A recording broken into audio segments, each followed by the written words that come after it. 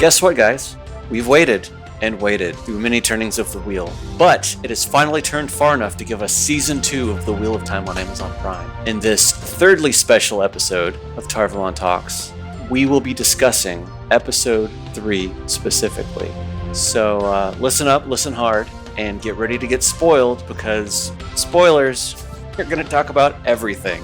So if you have somehow found your way here to Episode 3 of Season 2 of TarValon Talks, get out of here. Go somewhere else. Watch the TV show. Listen to the previous episodes, because you've been warned. So here's Doll, Dianna, and myself talking about Episode 3 of Season 2 of The Wheel of Time on Amazon Prime. Okay, so if Episode 2 was the meat of these 3 episodes, this episode is the fun.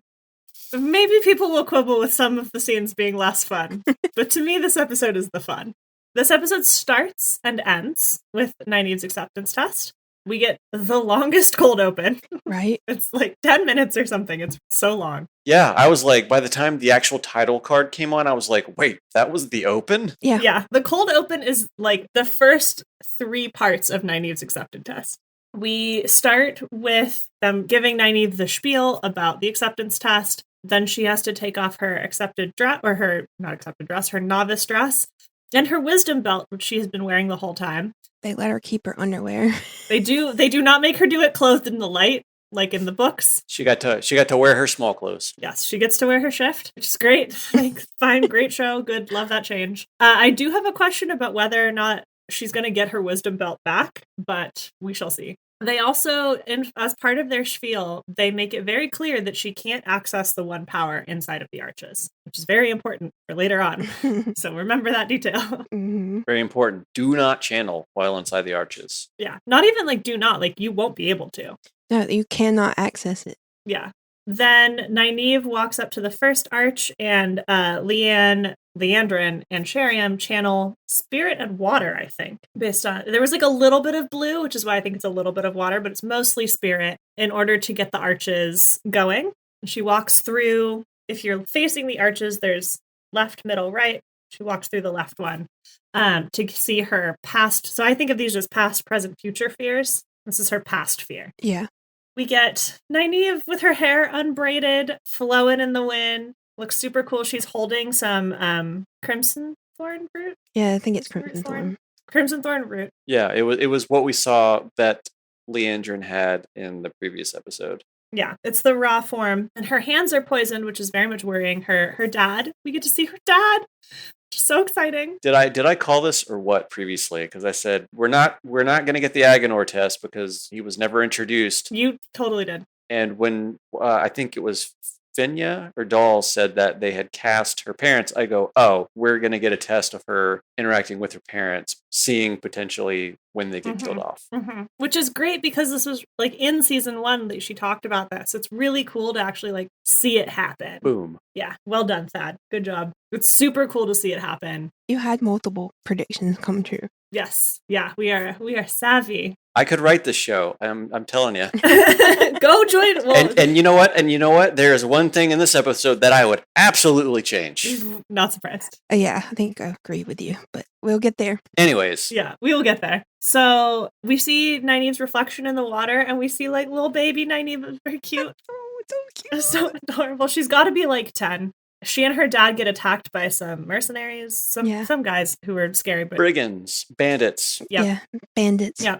Nynaeve's mom pops out of the bushes and shoots them. Her hair is braided, so Nynaeve is not from Emond's Field, but they are clearly Two Rivers folk still. Yeah. Are they Terran Fairy? Could be Terran Fairy, could be, I almost said Bree.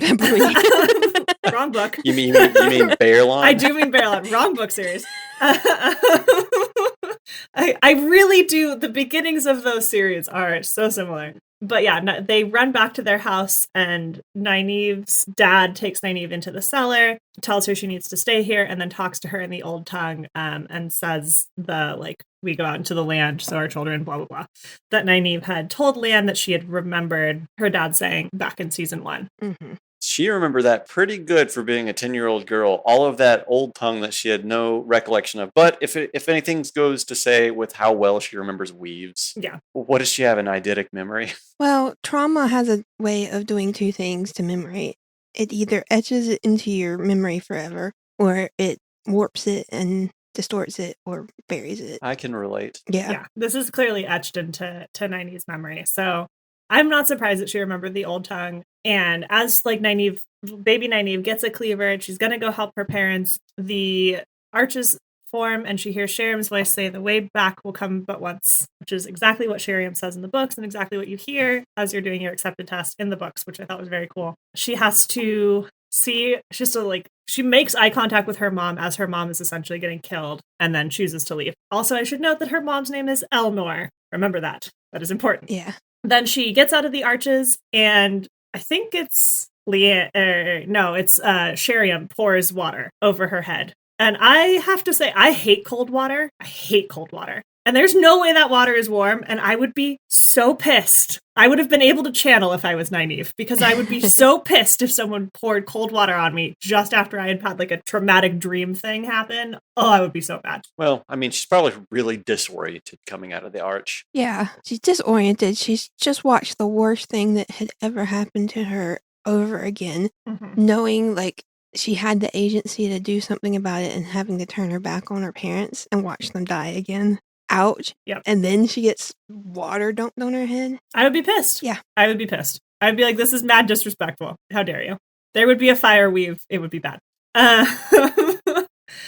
So then she goes through the middle arch for her present fear. The right arch. No, I thought she goes through the middle one. Left, right, middle. No, she goes to the right. She goes to the right. It's the middle Okay. one. The middle one's the final test. That's right. Sorry. Thank you for that. It's not an important detail, but it is a detail. But it is a detail, and if I'm going to say it, we're going to get it right. It is a detail, and it will come back later. Yes, that's right. So she goes through the right one, which is the present fear. And unsurprisingly, her present fear is about something bad happening to the Two Rivers because she's gone. She wakes up, she's in the Two Rivers, there has been a massive plague happening. Tam is dying in bed next to her because Tam has boils all over his body, and he has been given Crimson Thorn root by the quote-unquote wisdom of the village, Matt Cawthon's mom. Natty Cawthon. I like how they changed this. It's still kind of similar, but they changed it a little bit because it's the wisdom up from Terran Fury had come down to Emmons Field to take over since Nynaeve had left. But she basically just started indiscriminately killing people. Yeah, which is essentially what Natty Cawthon is doing here. She is using the Crimson Thorn root to kill people because she can't cure them. She says that they've written to the White Tower, but no one has shown up except Nynaeve. Nynaeve attempts to channel to save Tam, but again, can't because she's in the arches. And Tam is like, that's okay, just stay with me until I die. And Nynaeve is like, I will. And then the arch shows up and she hears the way back will come but once. And promises Tam that she will be back, even though she presumably knows that she won't be. Well, generally when you go through the arches, they did make a point. I think in this one, you don't remember anything about before coming through the arch. So she thinks she's there, she's living in the now kind of thing. Got it. And that played out a lot better in the books because for Arch 3, it makes more sense with how it rolled out. Yeah. So she goes back through the arches. She does genuinely believe that there is a plague happening in the Two Rivers. She tells the Aes Sedai that they need to go. And Liandrin is basically like, bitch, we're not your therapists. She's like, don't burden us with your problems. Yeah. Your fears are your own, bitch. Not our problem. Not our problem. Not our monkeys, not our circus, as my aunt likes to say.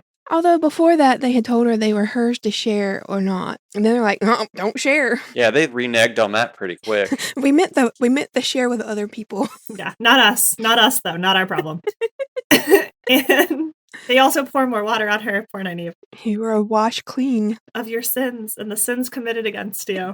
And then Nynaeve goes through the middle arch for her future fear. And this one is, at first, incredibly disorienting, incredibly confusing. Nynaeve is in a red dress. They're screaming. She's wearing a red Aes Sedai ring. Is it a red ring? I couldn't tell the color. Mm-hmm. Well, it's a very deep ruby red, almost black. Interesting. That is very interesting. We hear Lan's voice talking about how she's super strong and how she's incredible. There's a bunch of screaming, and then she is suddenly back in the acceptance test room. And can't remember anything. Can't remember anything. Yeah, covered in blood and holding a Hadori. Yes, holding Lan's Hadori. Yes. And is just absolutely disoriented. Like, why can't I remember anything? What happened? Blah, blah, blah. Shiriam seems thrilled that she made it through, offers her the accepted ring, without the stone in it. And Nynaeve gives this incredible speech where she's like, absolutely not. If being an Aes Sedai means walking away from everything and everyone that you love, I will not be an Aes Sedai. Screw you. And they're like, if you leave, you never can come back. And she like hesitates for like a hot second and then leaves. Peace.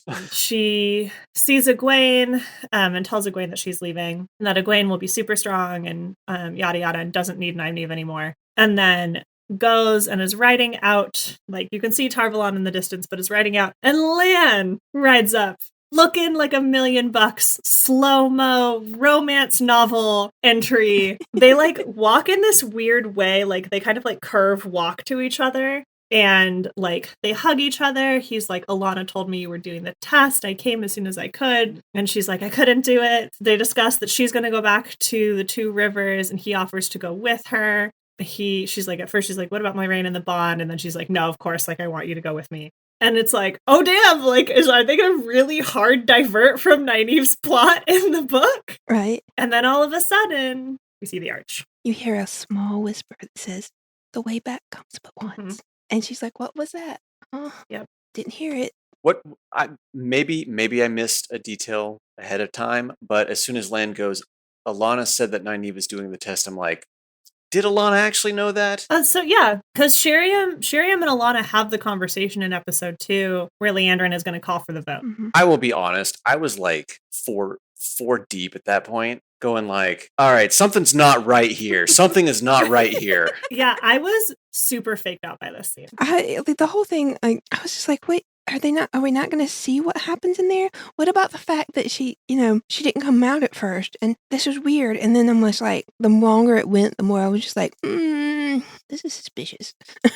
Yeah, the slow-mo of Lan riding up is like, I think the most suspicious. I was totally faked by this. My husband, who I watched it with the first time, was like, but there was no arch. Like, she didn't come out of the arch. Like, we didn't see it. And he was like immediately like, this is a dream sequence. Or like, she's still in the arches. Like, before the arch even showed up. I was like, oh, you're so smart. Yeah, but like, as we discussed, episode 2, there's so much setup in episode 2 to make this fake work. And I really appreciate all of the like thought that they put in the script. Oh, absolutely. Because they didn't have to do that. We cut back to the accepted test room with Shiriam, Leanne, and Liandrin looking at the arch, and the arch like fades basically. And Leanne is immediately like, well, and leaves. Sucks. Shiriam and Liandrin argue for a little bit. I'm just fascinated by the two of them interacting, given their Ajahs. Well, all three of them, given all three of their Ajahs.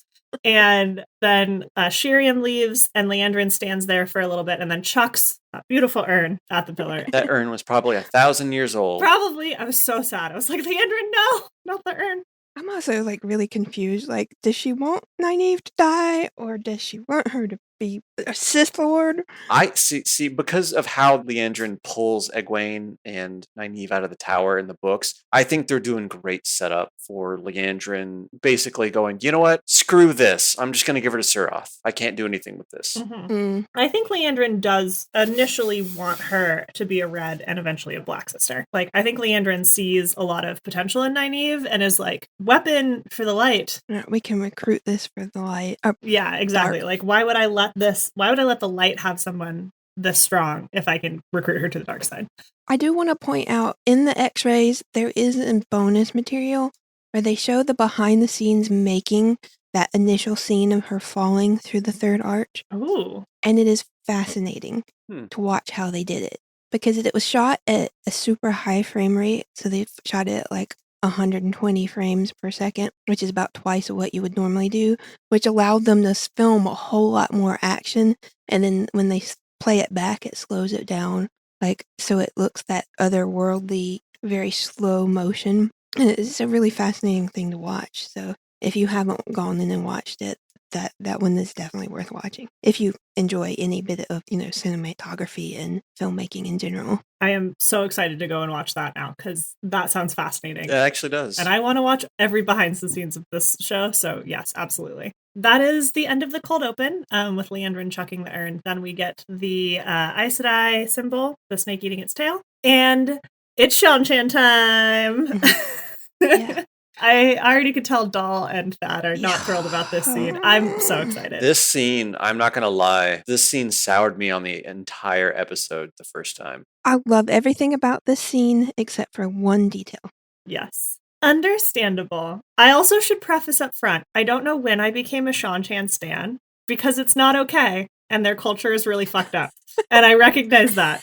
But I'm so excited about them that every scene where we get the Shan-Chan is just my favorite scene. Was really well done. I'm just really angry about one detail. Yeah, we are going to get there real quick. I just want to kind of like talk a little bit about the costuming for the Shan-Chan, which is incredible. We haven't really touched on it at all, but they look amazing. The masks that the soldiers wear to like make them look like they're grinning is super creepy.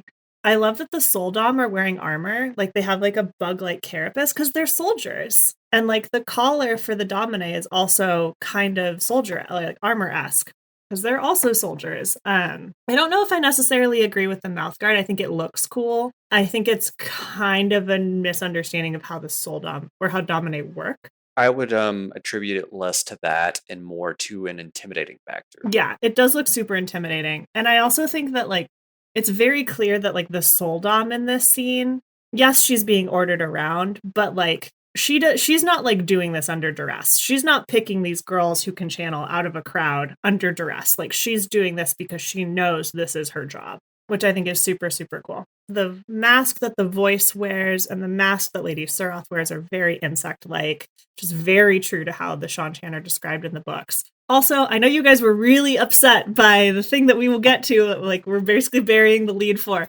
But the voice has an American accent. Every single Shan-Chan in this scene has an American accent. Yes, they do. I was hoping for a Southern accent. It's like a slight twang. The voice has a slight twang. It's very Mid-Atlantic or newscaster, like the Mid-Atlantic accent. It's not quite American. It's American, but it's not American that's spoken naturally, which makes sense for the voice. Yeah. My hope is that the high blood speak with a Southern drawl.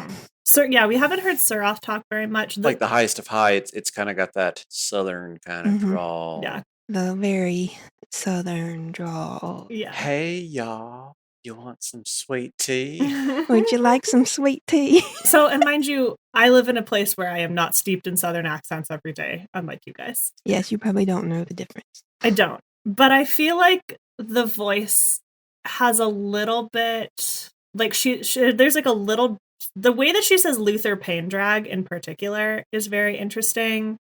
The way that, there's like a couple of words where I'm like, this is twangy. It's not California. I still think it sounds Mid-Atlantic, like the broadcast accent. It does. It's got a very neutral. Vaguely Midwestern. Yeah. It's not a California accent, which is the only one I can pick out. It is not a California accent, and it's not an over-the-top, like, British person trying to speak like an American that sounds kind of like the mix between Foghorn Leghorn and Cletus the Slackjaw Yokel.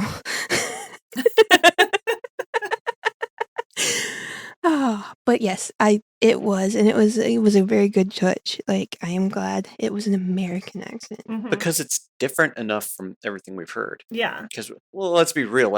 Everything that we've heard so far has been a different shade of British. Yeah, it's been fake. Well, so Logain is definitely Spanish English because Logain's actor is Spanish. Yeah, Logain is very Spanishy, and Varen and Adelaide are very like Indian English. Yeah. Like they have it's not quite British. Alana is also very like Indian sounding, Indian British, which I like, but it's all been like European influenced accents. Yeah. Yeah, I guess that's more what I meant. It's a colonial English accent. Yeah. I had a discussion at Dragon Con with somebody about how to Americans there's like 3 types of British accents when there's like really like 40. There's so many. And I mean, like, not all of these actors who are playing characters who are from the Westlands are British. Like, Leanne's actress is American. And it's not, I think as an American, like, I was looking for it. So I was like, oh my God, American accent. But it's not like super noticeable until you hear Uno talking. And then Uno is so aggressively Scottish that it like stands out as he's talking in contrast to the voice.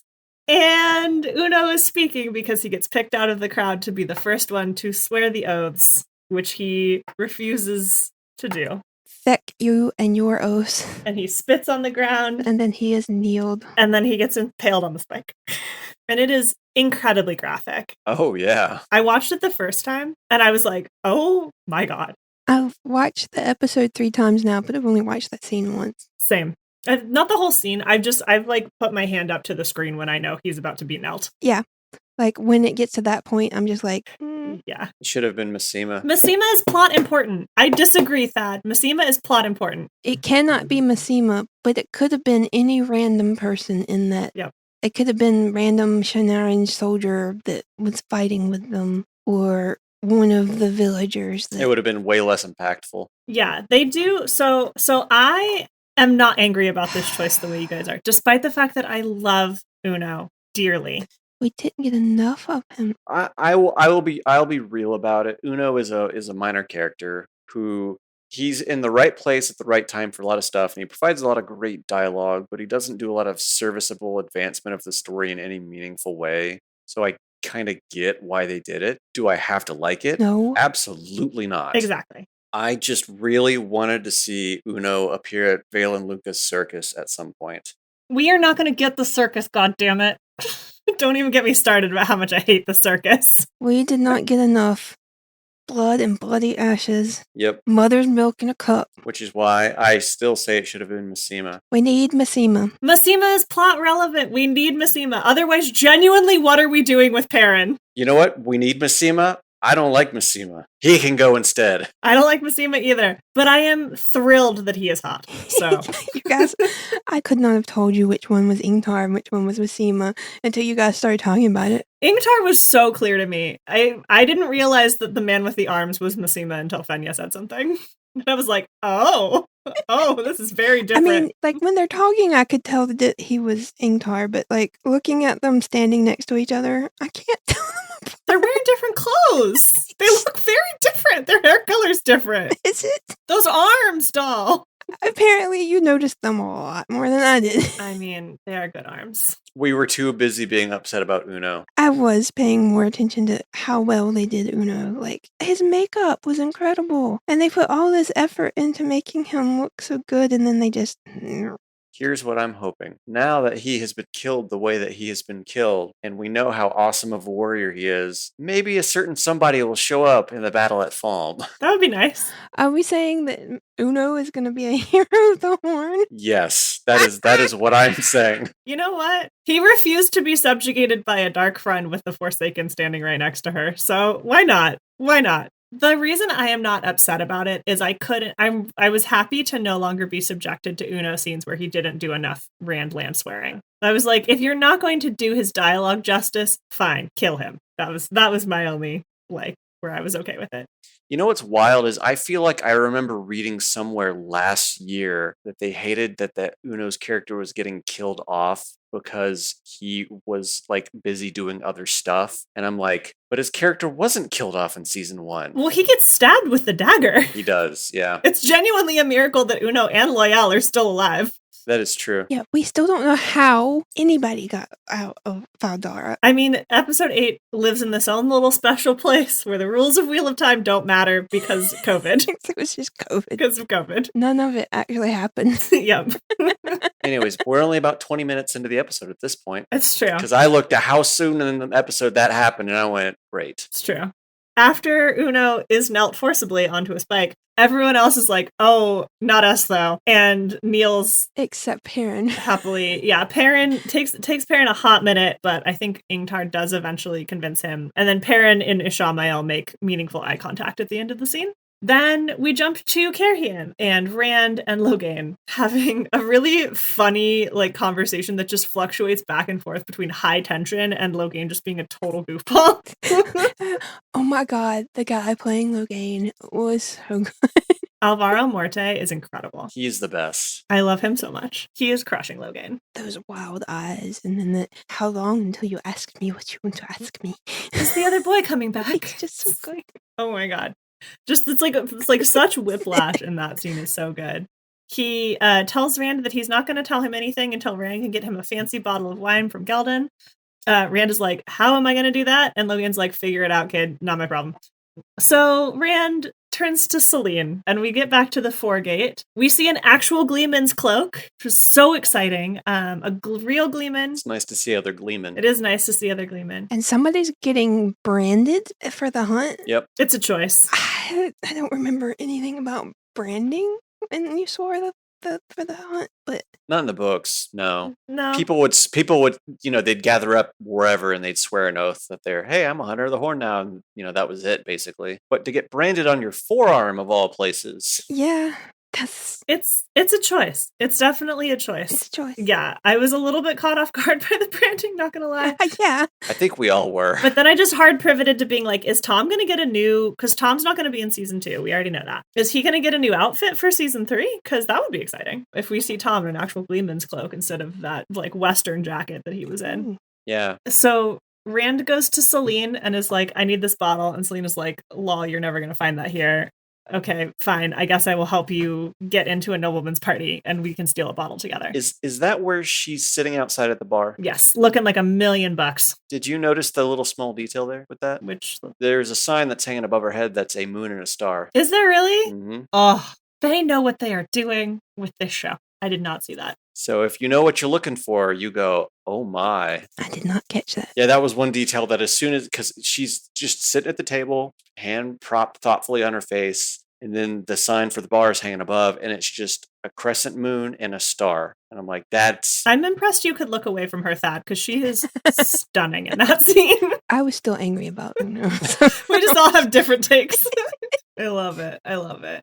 We can jump ahead to Rand and Selene at the party and maybe just like finish that off. Yeah. Are you ready? I don't think you're ready. For the cloak? I'm never ready for the cloak. I was talking about the game of houses. Oh. I was like, are you ready for this jelly? I don't think you're ready. Oh, man. Okay, that scene, though, the party was amazing. Like, the details and the costuming, and the fact that the Lady Delane, is it Delane? Envier is the one who talks to them. Delane is the one, I think, who gives him the invitation. Yeah, Delane is the one I'm talking about. She is played by a little person. Oh, cool. She was 4 feet tall. Very cool. Mm-hmm. Right? Like, that was amazing detail, because most Carrion noble women have a tendency to be very short. And who better to play a Carrion noblewoman than a little person? And, like, it doesn't called out or anything. She was just standing there next to people that were seated, and they were talking eye to eye, and I was like, this is amazing. I mean, it's canonically noted that, Moraine was very short, because a lot of the time in the early books, it was brought up that she was, like, tiny compared to Land to everybody else, and now we've got like a nice visual representation of that. Yeah, Moiraine is described as like a perfect porcelain doll, like several times throughout the series. Yeah, but I thought that was a very touching detail, like, and just the opulence of the whole party. Mm-hmm. But as you said, he doesn't actually talk to Delane. No, he talks to Envier. There was a like special that came out right before the season dropped, with the costuming, the head of the costuming team and the head of the wig team, and they talked specifically about Carrion and how Carrion costuming and like the design was French and Japanese, which I thought was just an inspired design choice, because France and Japan are obsessed with each other from a stylistic perspective. And so it makes sense that they would like combine them together, and they look so cool. Everything in this scene looks so beautiful. It's gorgeous, and it just looks almost like I imagined. Like, I'm sure there are details that are different, but like it looked like it came straight out of my imagination from a scene at one of these parties. Yeah. The other thing that we get that comes straight out of the books is Rand's cloak. His beautiful, beautiful red cloak that's covered in gold herons. I gasped when they revealed this cloak in the like special before the show. I screamed when we saw it in this episode. I was so excited. I was like, I cannot believe that we got this cloak this early. It unfortunately gets destroyed later in the episode, which makes me super sad. Don't worry. It won't be the last time we see something like that. I hope not. I hope we see Rand looking like this a lot moving forward. I'm sure. Oh, he looked so good. The reason I'm focusing on the costuming and not the substance of this scene is I feel like this scene actually doesn't have a lot of substance. No, they're setting up the whole Days of Damar stuff. Oh, they are totally setting it up. He gets the letter from Delane. They're doing it really poorly. I don't think they did. I think they said it. Remember, Rand does not intentionally play it. No, I know. I remember the scene where he gets a bunch of invitations and then chucks them in the fire. And you see Delane, like, watch him burn her invitation. You see the other noble people, like, who is this person? Like, there was a lot there, even if it wasn't spoken. Like, go back and watch the scene again. There is so much intrigue. You see people talking to each other. You see them watching what Rand's doing. You see them making note of what he does with the invitation. And I bet anything when we see him again in the next episode, he will have more invitations. Like, it did a lot without doing much. yeah, I will have to go back and rewatch it because, yeah, I was genuinely so caught up in the costuming and the set design that I was not paying attention to the people. So I will go back now and rewatch. Thank you. Yeah, like, they showed so many people talking to each other, and you can kind of start to see, like, where the factions are coming, and you watch Rand and Selene moving through, and then the way they both just dismiss and walk out just sets off a bunch of whispers, and like, the game is there even if Rand is oblivious to it. I'm excited to see Moiraine in it next episode because, yeah, Rand is so oblivious that I think it's kind of why this scene doesn't work for me because I didn't notice because we follow Rand so much, but once we get to see the Master at work, it'll be much clearer. Yeah. I think. Like, there was a lot of stuff happening around Rand, and he was oblivious. Yeah. Like me. He's just like, whatever, I'm here for this wine. Whatever. I don't need this. I just want this wine so that I can go on with my own thing. And then he runs off and leaves Selene behind. And misses the fireworks. Which I'm very glad that we have we have the Illuminators if we haven't seen them yet. Yeah, because I'm like, all right, where is she? Where's my girl? Yep. Where's Eludra? Where is Eludra?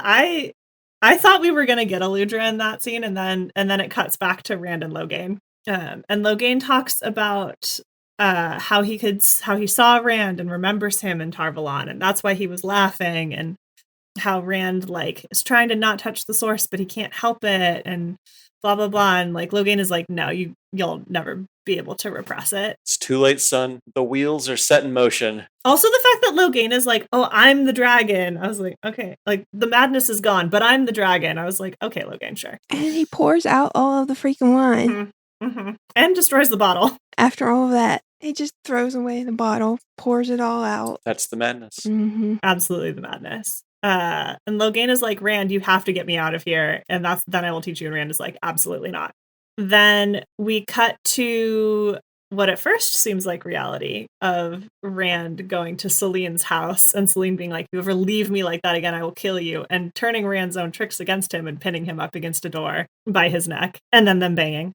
And at first I was super confused in the sequence because it looked like she could see him channeling. And I was like, she shouldn't be able to, like, this doesn't make sense. You have to remember that Lanfear it's a later book thing. It's not, though, because then he wakes up and it's not real and he's burned down the house. It doesn't matter. It's all a dream. Yeah.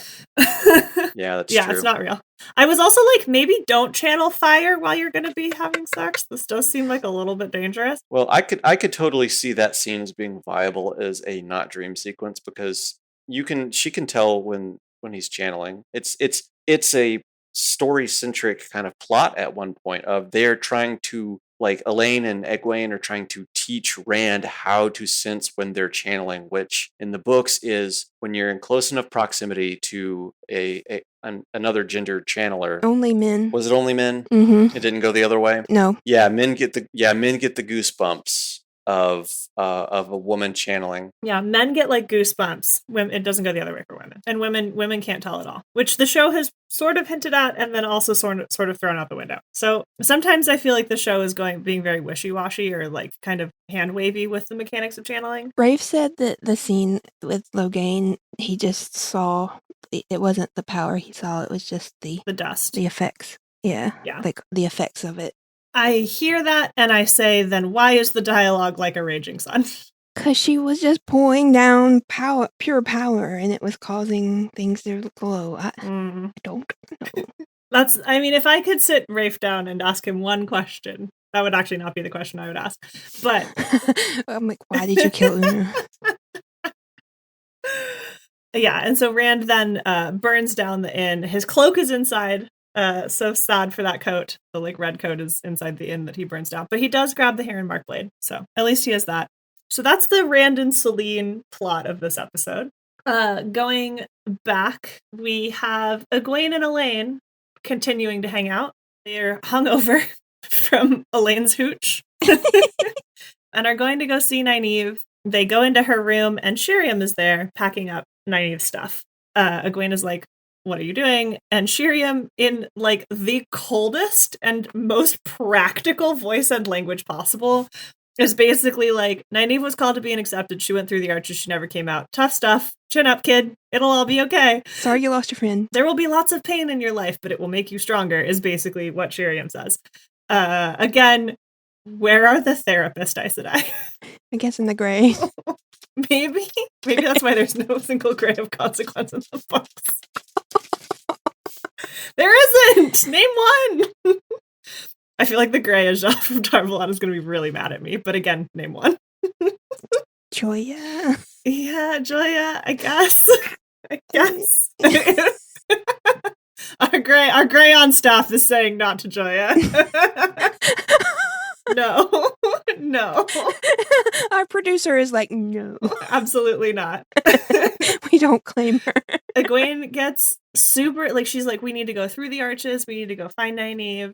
And Elaine and Shiriam both kind of tried to talk her, say, like, that's not how it works. And Egwene is just super pissed, understandably, and kicks Elaine out of Nynaeve's room and basically just, like, collapses against the door and holds the boot, Nynaeve's boot that she had taken from Shiriam.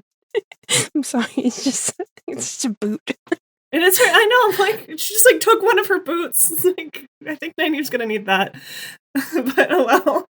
Liandrin is also suffering from Nynaeve's death, which is interesting, and deals with it in a very strange way by letting Mat out of his cell. Yes, but there's more to that than just letting him out. But she also sends him to find Egwene, because she needs him, without telling her what's happened, without telling him what's happened. Yes, but she's not like, go find Egwene, she's like, go find Egwene if she'll see you. She's like, more like Liandrin torture gaslighting of Mat, just so upsetting to me. And Mat does leave his cell and does go see Egwene crying in the garden, but because of all of this like psychological nonsense that Liandrin has instilled in him over the last 5 months, he doesn't feel comfortable going to see her, and so goes back up to his cell, where he instead frees Min, which is great. I love that whole scene, though, because he's like, why don't you come over here? And she's like, the door's open. Mm-hmm. He's like, oh yeah, it is, isn't it? And she's like, well, if you're not leaving, I am. Bye. And like walks out. And he follows her, of course. Mm-hmm. As Liandrin states later, Mat is deeply predictable. But that is why we love him, because he couldn't just let Min go out into the world. What could happen to her? So he follows Min out. They liberate some horses and some food and get ready for their journey. And we follow Min to a secret rendezvous with Liandrin, where Liandrin seems to have had some plan, or we don't know what plan, but presumably it is to get Mat to fall. Yes, whatever plan it is, Min is in on it. Yes. And for some reason, Min doing this will also mean that Moiraine doesn't have anything over Min or Liandrin anymore, which I think is doubtful and a deep underestimation of Moiraine, but good try, Liandrin. We're just trying to get everybody back in one place. Yep. Yeah. Yeah, at some point, Liandrin goes up and puts Nynaeve's accepted ring back in the dumbfire, and it melts, because that's how gold works in this world, apparently. Of course, that's how gold works. We've got magical people channeling all these amazing powers, and you're worried about the melting point of gold. It's just dumb. I have a feeling that thing is powered by a bunch of earth weaves and a bunch of fire weaves that make gold melt like that. We have magic. Okay, we'll put it that way. It just still looks dumb. It works for me. Also, that top floor is an OSHA hazard. Right? It so is. Someone took a book out of Star Wars building codes, because where are the railings? No railings. No railings. As Egwene almost finds out to her peril when she comes at Liandrin, and Liandrin is having none of it. Liandrin's like, nope. We get to see Egwene channeling some serious fire. Yeah, without using her hands. Mm-hmm. That was the one thing in the first episode, because Alana fussed at her for not using her hands, and she's like, if I wanted to do it the easy way, I wouldn't have come to the tower, or something like that. Or I didn't come here to do things the easy way. Yeah, Egwene is determined to not use her hands to channel, although she seems to throw that out the window when she goes to the arches later. I think that was desperation. For sure. So she channels at Leandrin. Leandrin is like nonplussed by it, and then like walks her to the edge of the platform and basically tells her, like, if you want to survive, you have to be, and mean something, you have to be strong. Yeah. And then Egwene at first seems a little bit cowed, but then stands up to her like the fierce baby that she is, and really should earn penance for the way that she comes at Leandrin. But I have a feeling that literally nobody would give Egwene penance for how she came at Leandrin, so not even Sheriam. Sheriam wanted to do the same thing, so. Yep. So Egwene does all of that without consequence. And I think we'll wait till the final scene for the end. We'll end the episode with the final scene. Yeah, we'll end the episode with that. Yeah. So then, dealing a little bit more with Perrin, Perrin wakes up in the back of a coach, and Ishamael is just there, keeping him company, like a good old pal. Yeah. He likes to watch him sleep. Yep. And put his hand on his knee. Ishamael's real creepy in this scene. Yeah, because it's just creepy. Yeah, he's super creepy. He like gives Perrin water, makes himself known to Perrin as also Baalzamon, also like the person who's been torturing Perrin in his dreams, and then tells Perrin like, oh yeah, I know you have these wolf powers, and the more you use them, the more you belong to me and like the dark side, and gives this. I love this change so much. Yeah. Because in the books, Perrin is convinced that his wolf powers are going to make him a dark friend, which I feel like he comes to that conclusion with very little evidence.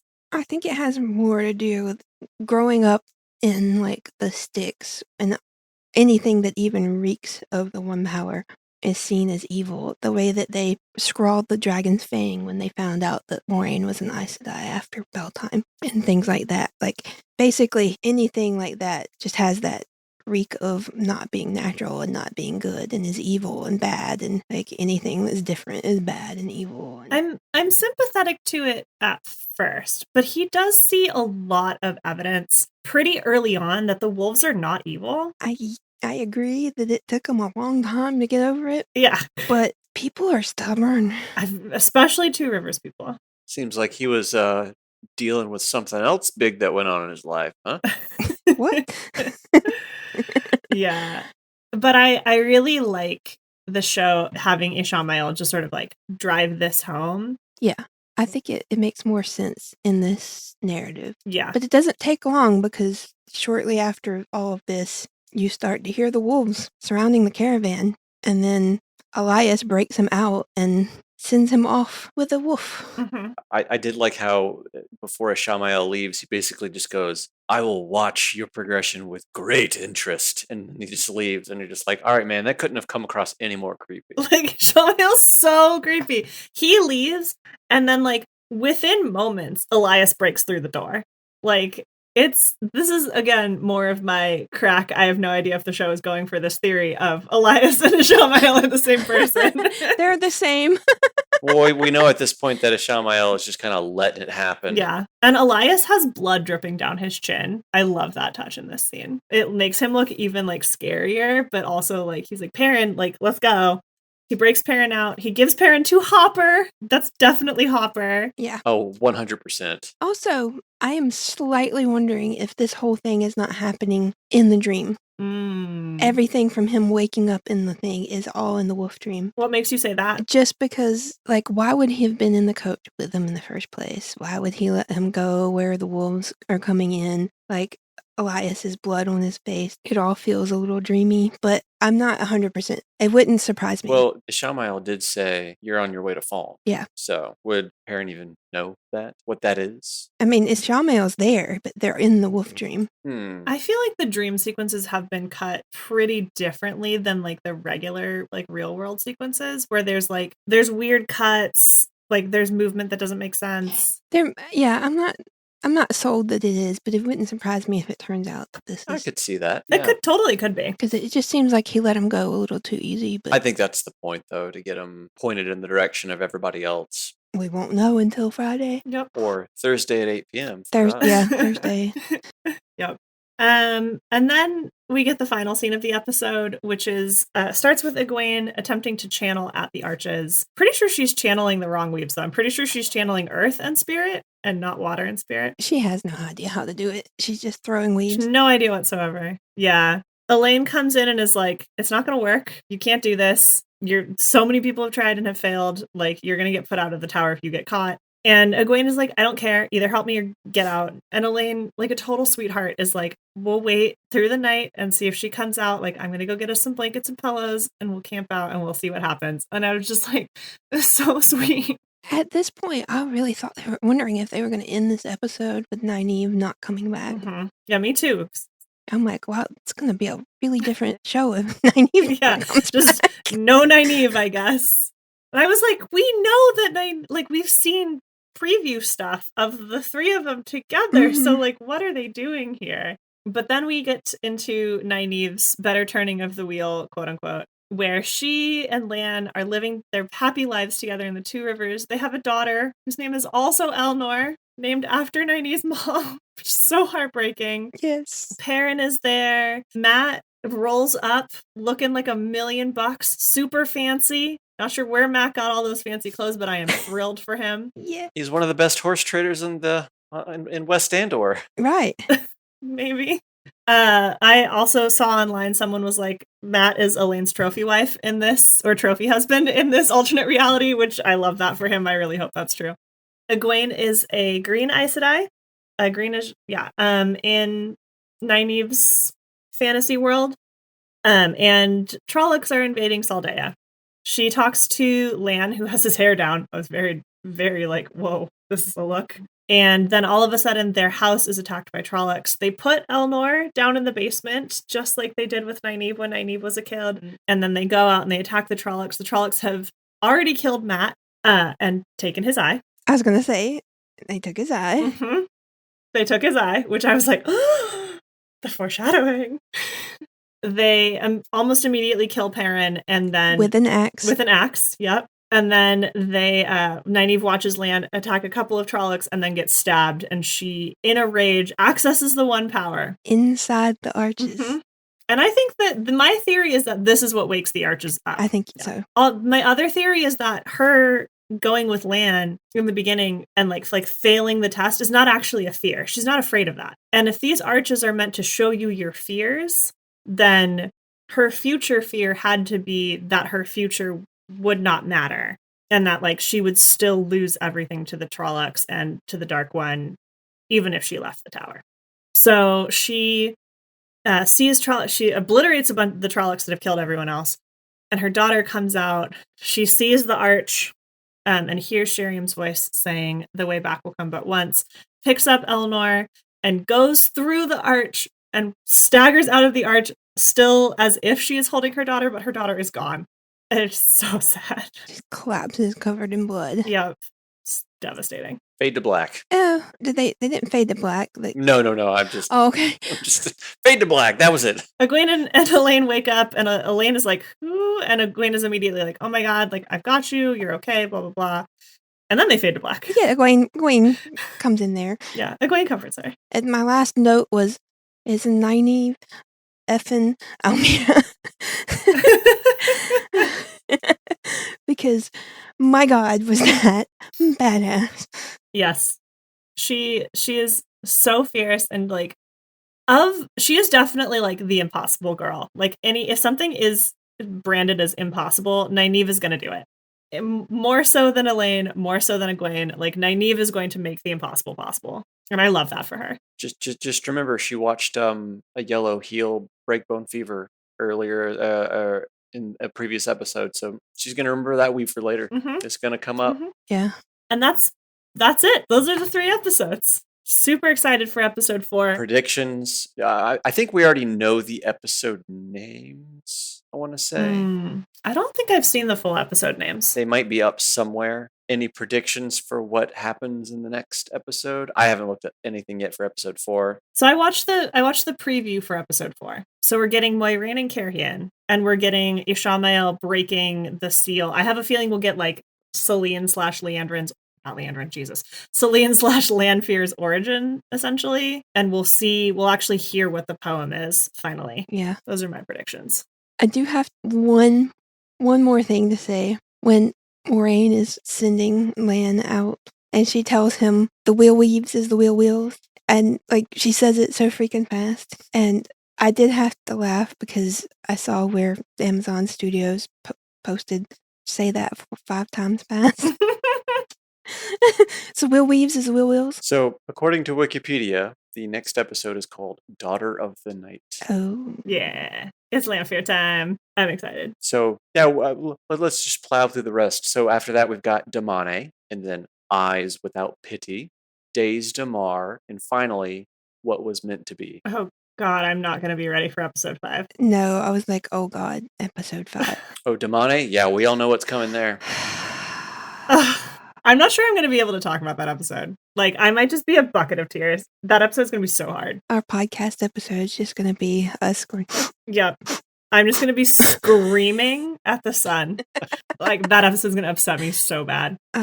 Yeah, that's going to be rough. I'm, like, tearing up thinking about it. Like, look at me. Yeah. Well, I guess we'll cover that in a couple episodes but when we get there. But for now, thank you so much for joining us on TarValon Talks. If you have any questions or topics you'd like to talk to us about, feel free to send us an email to producer.tvt@gmail.com, or you can join us at tarvalon.net. In our general forums, we have a special thread called TarValon Talks pinned at the top of the page. You can also chat with us via tarvalon.net's Discord server in the TarValon Talks Discord channel. Stay tuned for our next episode, where we discuss Episode 4, Daughter of the Night, of Season 2 of Wheel of Time on Amazon Prime. See you next time.